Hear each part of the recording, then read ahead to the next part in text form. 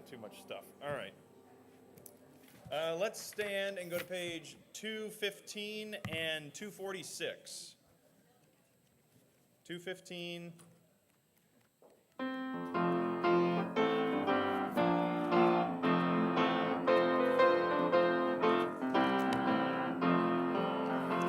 My Lord knows the way through the wilderness.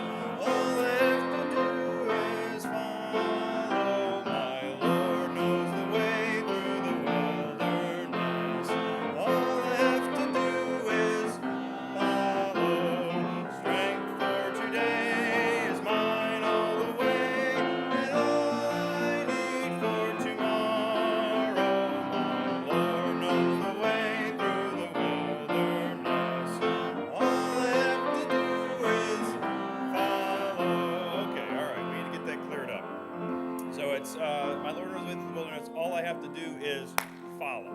That's what it is. So, I don't know how many times I got to go through this, but it's fine. It's fine. It's Christmas. You're all, yeah. We're all.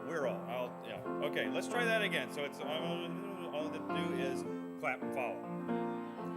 Clap, follow. That's good. All right, let's go. My Lord knows the way.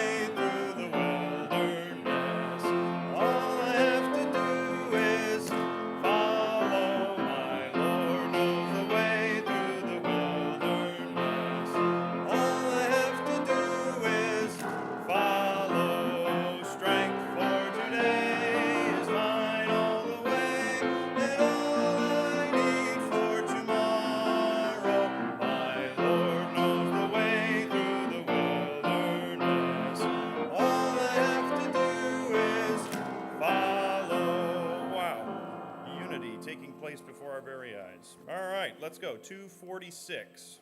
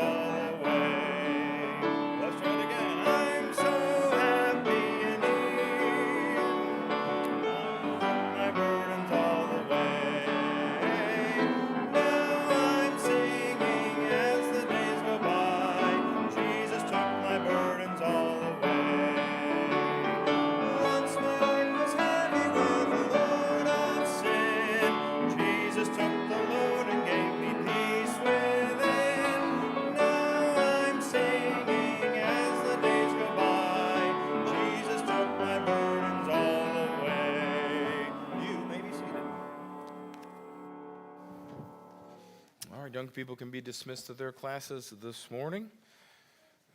If you're stuck in here with me, we're in Matthew chapter 6.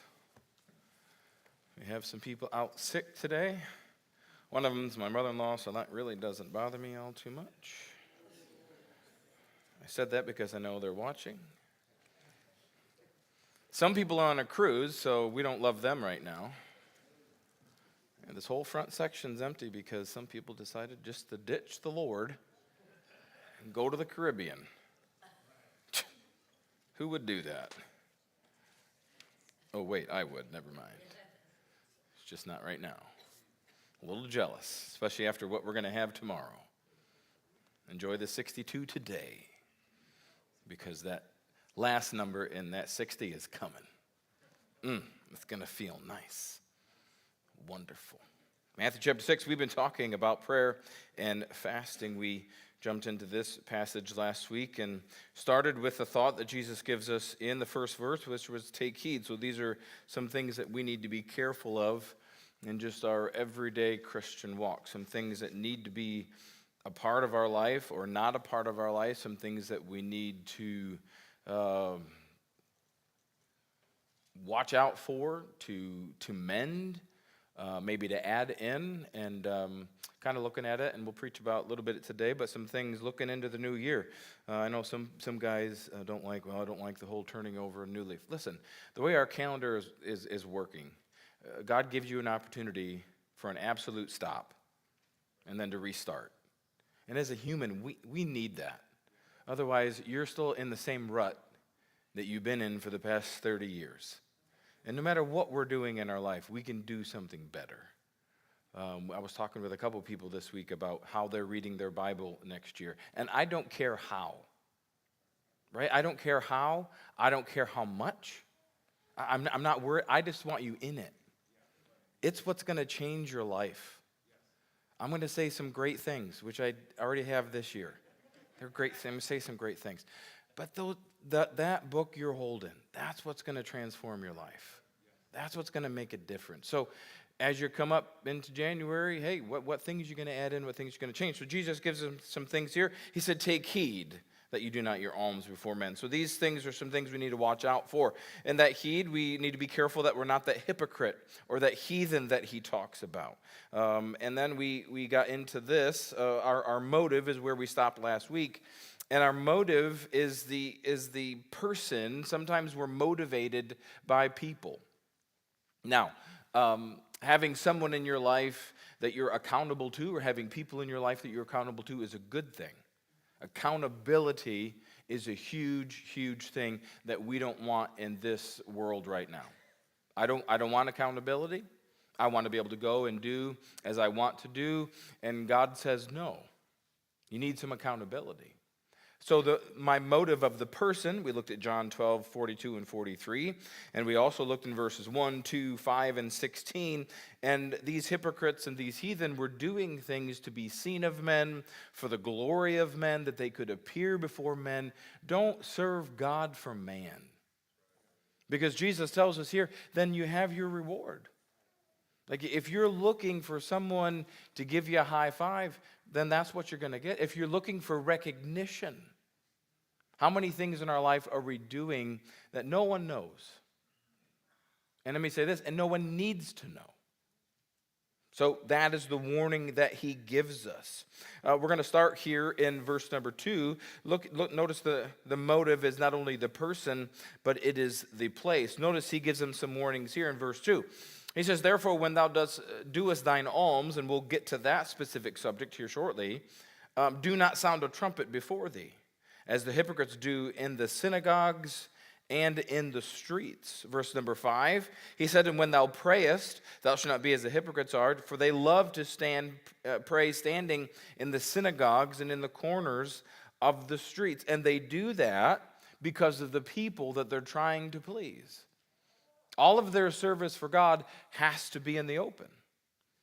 Everything that they're doing needs to have praise for men. That's why I don't like a lot of social media stuff, because most of it has to do with look at me.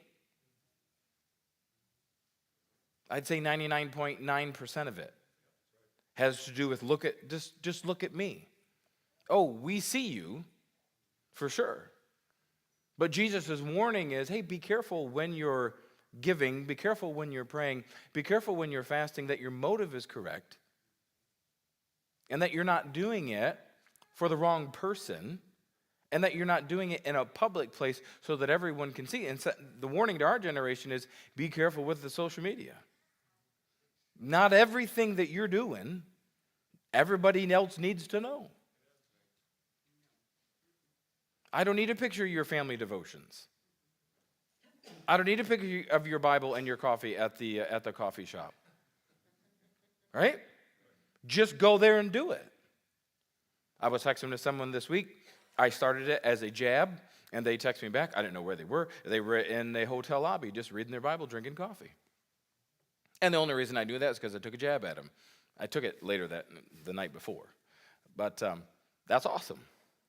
Wow, you don't know what conversations that you're going to get into. I talked to a missionary here this week. We'll have him in this year. He led a guy to the Lord this last year in his travels, just because he went down in the morning to read his Bible, led him and his wife to the Lord. Just sitting there reading his Bible and drinking coffee, and they started a conversation with him, and he took them through the plan of salvation, and they said, boy, we both need that, and they both bowed their heads and prayed right there. Why? Well, because, for the past 6 weeks, he had it up on social media that when they're traveling, no. That's what he does, and so that's what he did that morning, and God got involved in it, and it had nothing to do with the person or the place that it was. I have to be careful that what I'm doing for God, how I'm doing it for God, where I'm doing it for God, it all has the right motive behind it. How are you viewing your service for God? The place is important. Go to Luke chapter 20. Let's look at verses 45 and 46.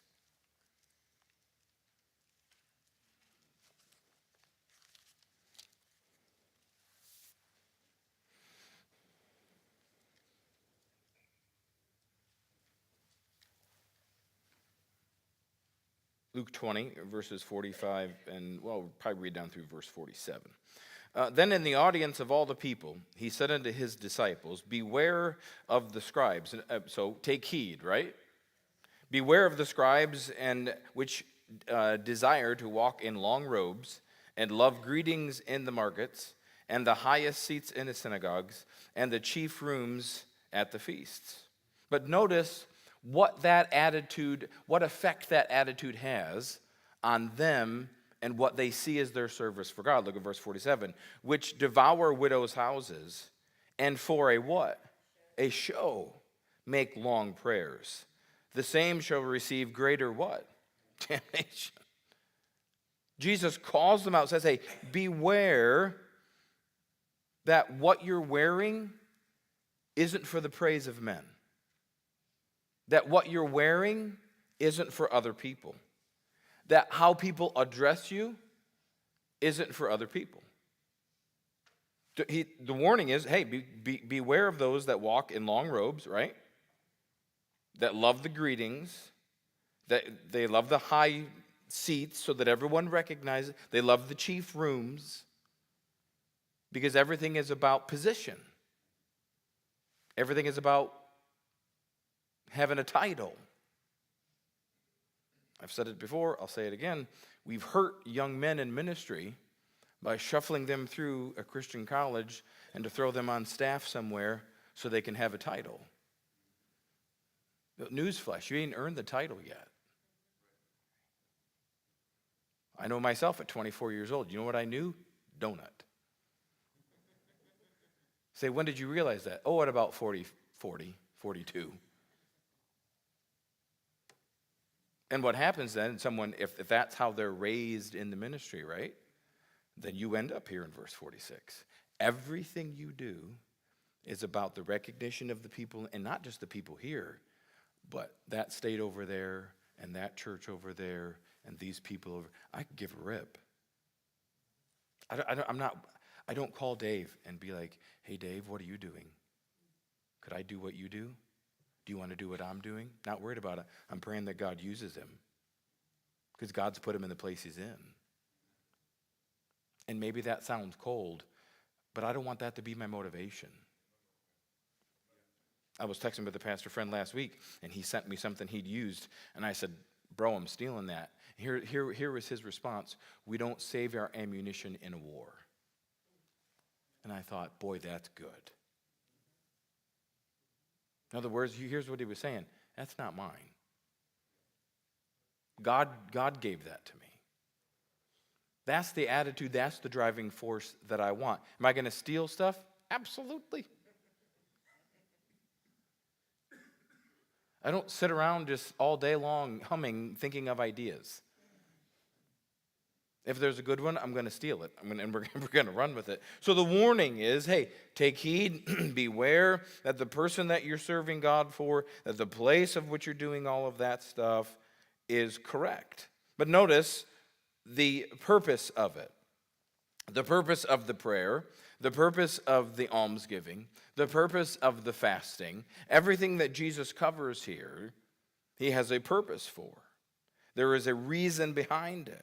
Notice this, the name of the Father is found 10 times in these 18 verses. Giving us what? Giving us a direction of who the main focus should be, whether I'm praying, fasting, tithing, forgiving. Whatever it is, right? All of those things, the Father should be the focus. He should be the reason that I'm doing it.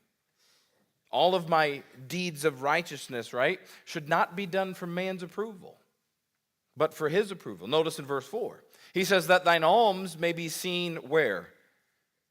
In secret, and thy Father which seeth in secret shall reward thee how? Openly. And listen, God may decide to reward you openly, and he may not. But if you just keep it in secret, that reward is coming. Now, if you're like me, I don't deserve the reward. I don't deserve the crown that he's going to give, but he's still going to give it if you're faithful in doing it. Notice verse 5. He said, and when thou prayest, thou shalt not be as the hypocrites are, for they love to stand praying in the synagogues and in the corners on the streets, that it may be seen of men. Verily I say unto you, they have their reward. But when thou prayest, enter into thy closet, and when thou hast shut thy door, pray to thy Father which is in secret, and thy Father which is in secret shall reward thee how? Openly. My prayer life should be in secret. God is seeing in the secret. God is seeing in the quiet. We live in a really loud world. And sometimes we get locked up in a cave and we feel like we're the only one that hasn't bowed the knee, only to be reminded he's got 7,000 that haven't bent the knee. You're not that special. I'm not that special. If I tap out, he's got someone to take my place. The Father which seeth in secret. Go to verse number 8. He said, Be not ye therefore like unto them, for your Father knoweth. The personal relationship that you have with your heavenly Father is this. He knows what things you have need of before you ask him. God knows everything that you need. So how do you know? He knows how many hairs you have or don't have on your head. God feeds the birds. So in your life, God knows what you need. But in that relationship, you know what he wants? He wants you to get alone with him and fellowship with him. We talked about it when we started all this. Time and time and time again, Jesus in his ministry is getting alone or trying to get alone. Multiple times he can't because the multitudes are following him. But he's pulling away. He's way over here. When the disciples are in the storm, what is Jesus doing? He's on the mountaintop praying with the Father, but watching everything that's happening in their life. The Father is the key.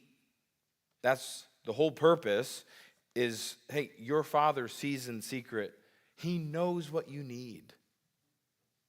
But the alms and the prayer and the fasting and the forgiveness all makes the relationship with him work. He's not the genie in the bottle. It's a relationship built by you and I getting alone, by you and I fasting to once again prove to him of how serious I am about this, and I want your presence here, and I need to see an answer here. Not in a demanding voice, but in a contrite heart before the throne of God, just begging him, God, I need to see you move here.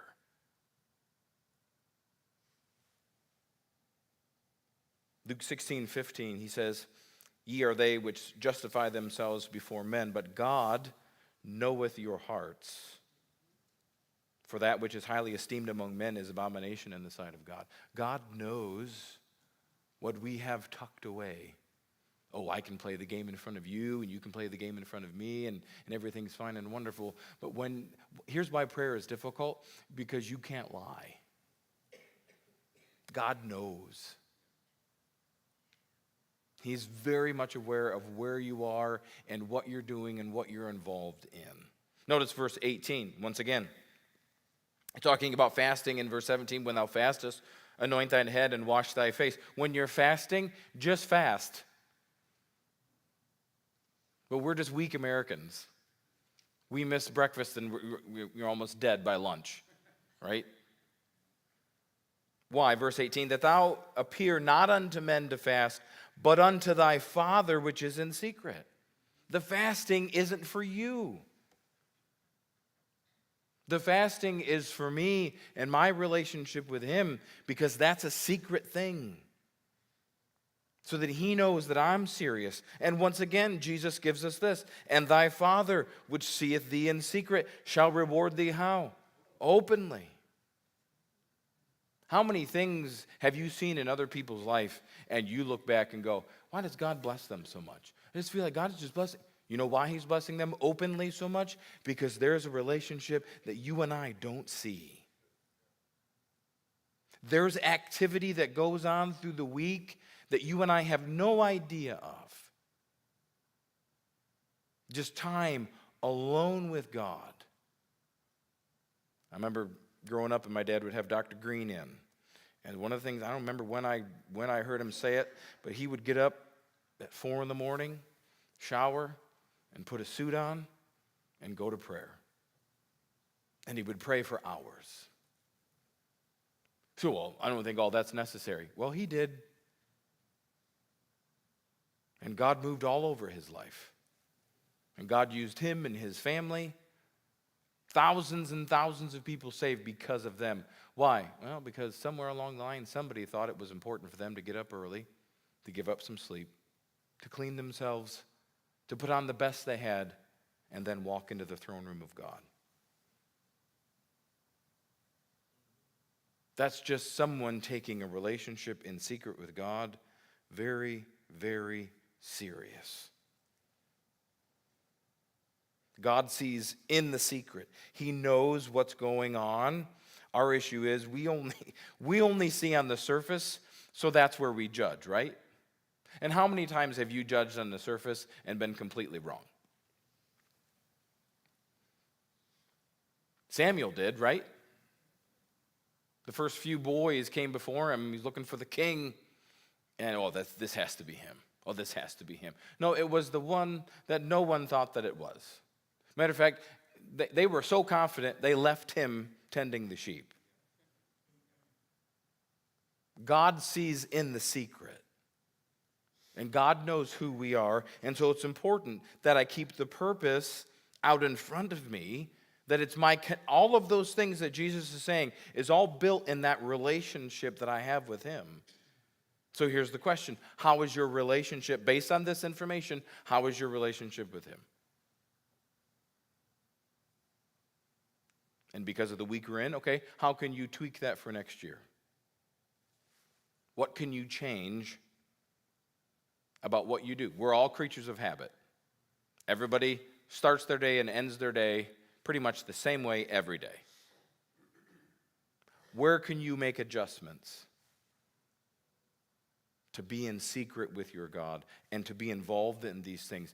To do what? Well, to draw closer in that relationship, but to make sure that I'm taking heed that everything that I'm doing for God doesn't end up the way that I'm being warned it not to be.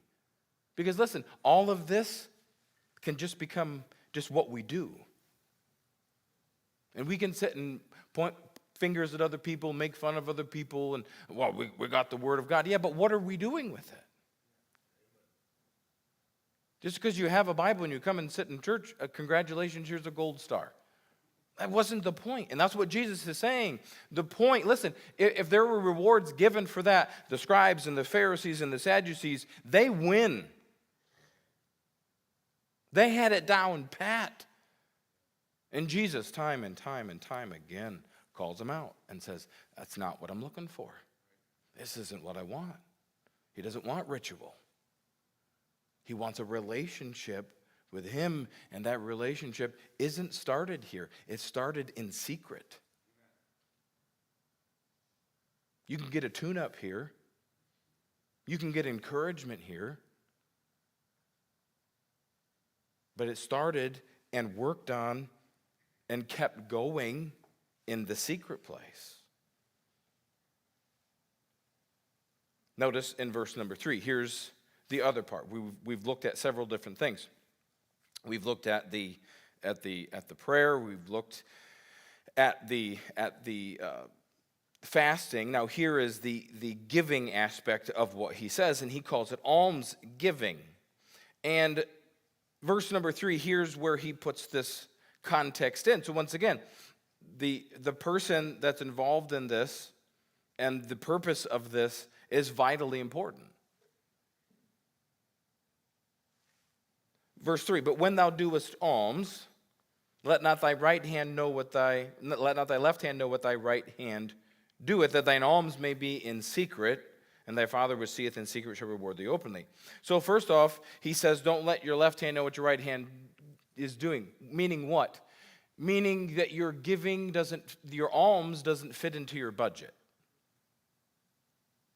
You could do a tithe and emissions into that, but any alms, any actual giving that you're doing, that's just God moving upon you and you're giving and over above what you normally give. And so the warning is this: don't overthink it. If God says to give it, then give it. Well, I don't know if it's going to be okay. Did God say to give it? Okay, then it'll be okay. Here's our issue. We think we're the ones that control our finances. And all our budget numbers match up. Everything's perfect. I got my checking account here. I got my savings account here. I got my tax account here. Over here, I got my retirement, and I got it all laid out perfectly. Except when God says, hey, give that. Well, I'm looking at it. Let me get back to no. We're missing the point. The point is this: if you give it, God will take care of it. As long as I'm not giving, listen, if I'm giving, right? The widow came in and threw in her mite, right? But everybody else that was giving, what were they doing? They were comparing themselves among themselves. They were out giving each other, not for spiritual reasons, right? But to be seen of men. If it's in that context of a relationship with God, and God is telling you to give, and you're confident of that, then give. Help with the need. And God will take care of it. If you'll do it in secret, God will bless you openly. You see someone that has material stuff and things and God has blessed them, be careful not to judge the surface. Because you may be looking at someone who gives. And no one knows what they give or how they give or to whom they give it, but they do, and God sees it in secret. And so what does he do? He then rewards them openly. But if they don't fit the Baptist plan for giving, then it doesn't count. Thy alms should be in secret. Go to Psalm 112. Let's look at a couple scriptures about this subject. Psalm 112.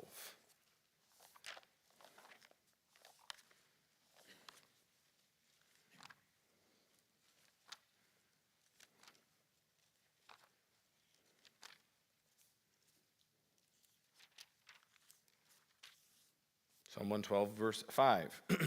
A good man, so that's who we're talking about. A good man showeth favor and lendeth.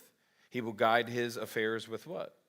Discretion. So he uses discretion in every area of his life. That's his guidepost. Surely he shall not be moved forever. The righteous shall be in everlasting remembrance. He shall not be afraid of evil tidings. His heart is what? Fixed. Trusting in who?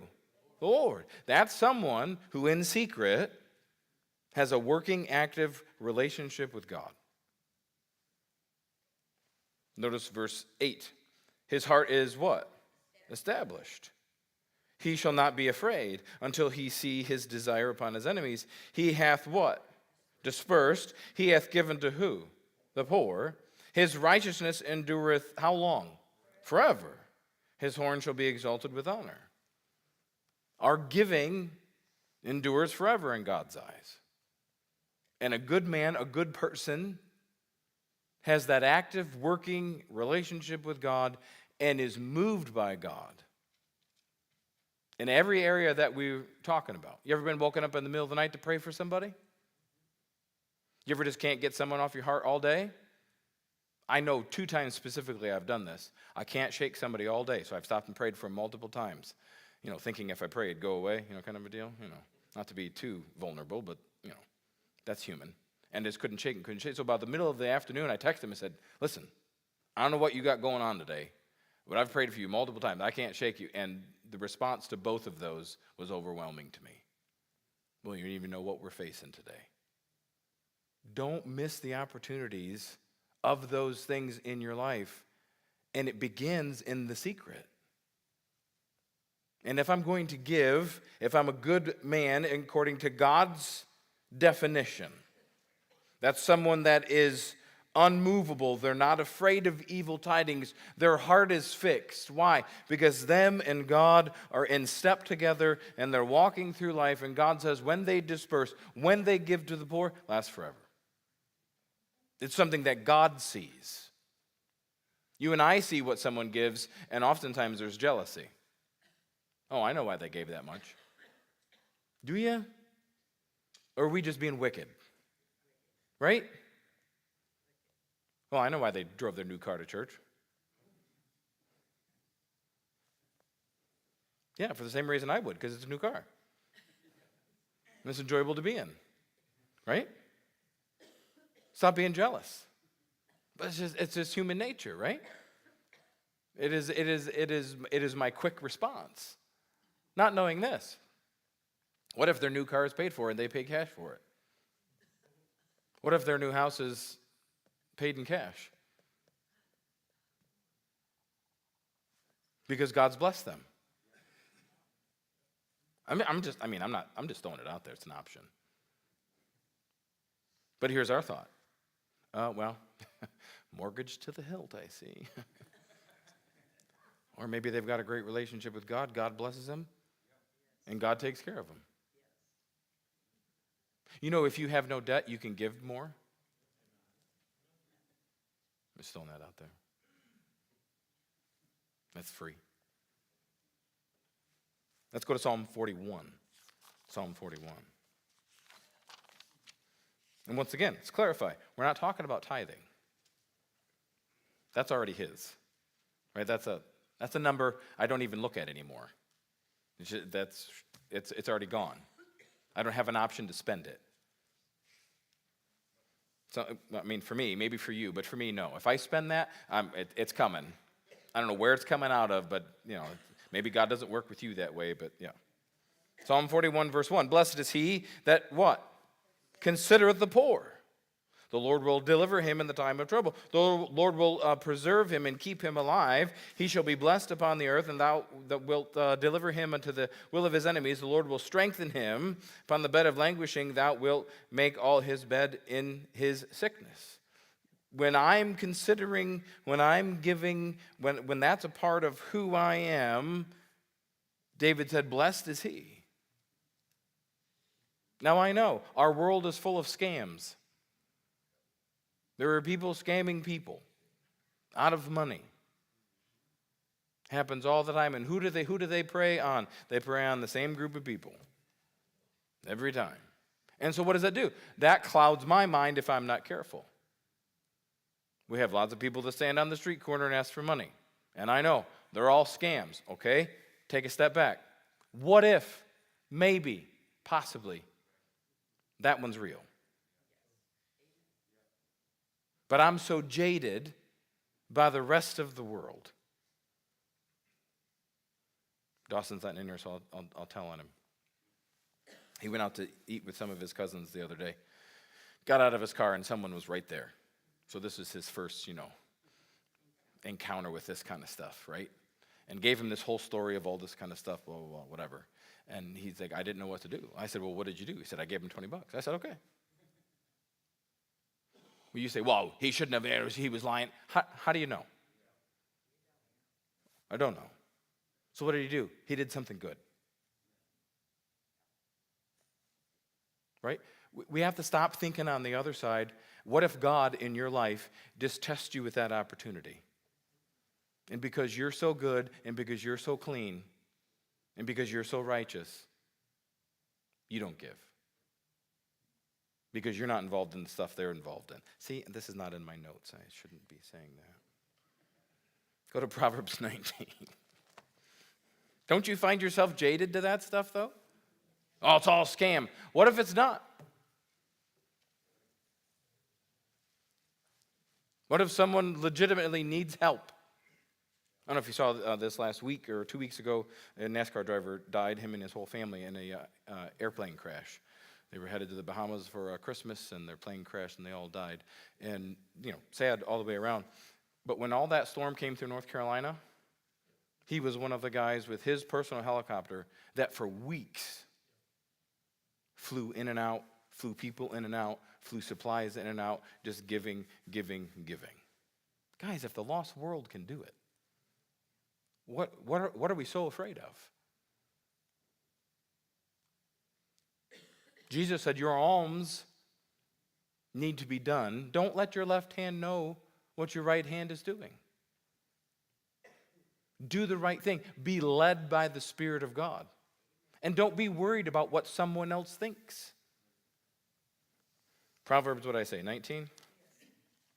You're there, I'm not. Proverbs 19, look at verse 17. Notice this. He that hath pity on who?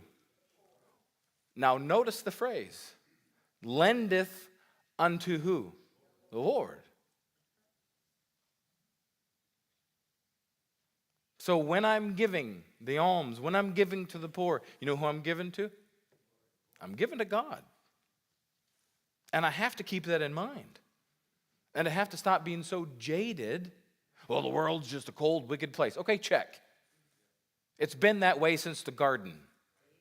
Right? Ever since Cain took a club to the back of Abel's head. All right? That's the mess we've been in. Hadn't changed any. We feel like it. I saw a video the other day. This is the worst generation, but I'm like, stop it. Just stop it. We are wicked. We are sinful. It is all true. But when I'm giving alms, when I'm giving to the poor, I'm not really giving to them. What if they take it and waste it? I'm not giving it to them. I'm giving it to the Lord. Notice the end of the verse. And that which he hath given, will he pay him what? Again, when you give in secret, your Father which seeth in secret shall reward thee openly. Just don't be, listen, if you're a skinflint and you're hoarding everything that you have and you're just doing it blah, blah, blah, here's what's going to happen. Either your kids or your grandkids are going to fight over it and hate each other and blow it all. You spend 30, 40 years just stressed up to here. Bro, when you're gone, what took you 40 years to save, they're going to blow through it in 40 minutes. Right? Stop being so stressed. God gave it to you. Now, be a good steward. Right?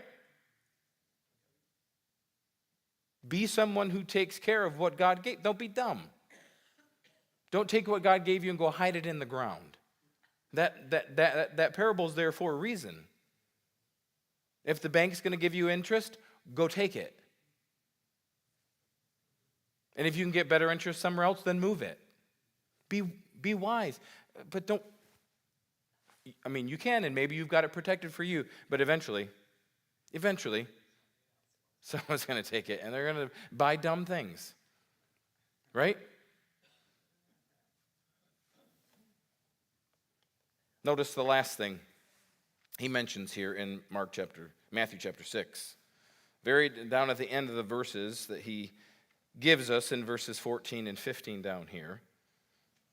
He says, for if ye forgive men their trespasses, your heavenly Father will forgive you. But if you forgive not men their trespasses, neither will your Father forgive your trespasses. Forgiveness is something that is a part of all of this. There's the alms, the giving, there's the prayer, there's the fasting, and then there's forgiveness. I don't know who said this, but someone, I didn't write down as I was taking my notes who said this, but fasting is frequently a time for cleansing the spirit, which involves confessing sins and forgiving others to ensure spiritual barriers are removed. I may be really good at praying and getting alone with God. I may use fasting in my life as I should to connect with God and be serious with God. I may be a really good alms giver. I may think about the poor and give to the poor, but that person hurt me 20 years ago. And if I see him, I'm walking across the street. See, you just shot the other three. Now the other three mean absolutely nothing. And it is the hardest thing as a human that you'll ever do. It is. Why? Because it hurts. And it bothers you. It still bothers you. You're thinking about it right now. Why? I don't know. I don't think that's originally how God built us, but it's a gift of sin. And if I don't clear that one out, it affects all the other three. Peter warns you in your marriage relationship, if you guys got a problem with each other, both your relationship with God is very much hindered. If I've got a problem with a brother or a sister in Christ, that's a problem overall in my life. I have to forgive. So then, this is why Peter said this. Well, how many times? 7. Jesus said, how about let's try 70 times 7. And why would Jesus put it that way? Doesn't our passage say that your Father knoweth? Because God knows you, and he knows me. And you'll forgive him this week, but next week something else will pop up and remind you of that. And you know what you need to do? You need to forgive him again. Yeah, but you don't know what that... I don't know, and I don't need to know, right? Don't spew forth that stuff. You need to forgive them again, because the forgiveness is not for them. The forgiveness is for you, so that you're clearing your heart, so that you can get in secret with your God, so that you can have that relationship with God, so that your prayer and your fasting actually means something. Go to Mark chapter 11, look at verse 25. Mark 11:25.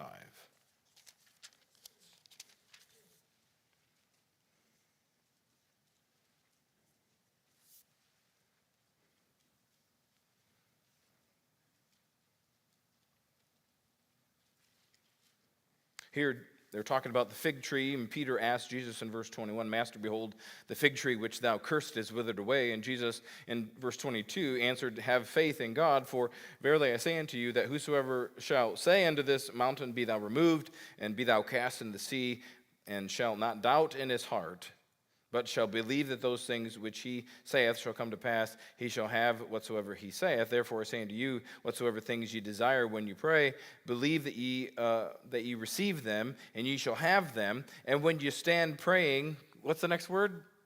Forgive. I don't think I've ever seen that word there before I started studying this out. Jesus said, hey, if you're going to stand and pray, you better get some forgiving done. If you have sought against, if you have aught against, what's the next word? Any. Yeah, but if God knew, Matthew 6, he knows, right? And so he says, here's your issue. You want to stand and pray? You want to have enough faith to be able to say to the mountain, be moved? Then you better forgive. Well, what am I supposed to forgive? Anything you have against anybody. Well, what if I'm in the right? See, now we got bigger issues. Now we have to follow the white rabbit down into the hole. And that's not a fun trip. Go to Colossians chapter 3, verses 12 and 13. If I'm going to have all of this work in my life, I have to make this a part of who I am. And I have to be willing to forgive.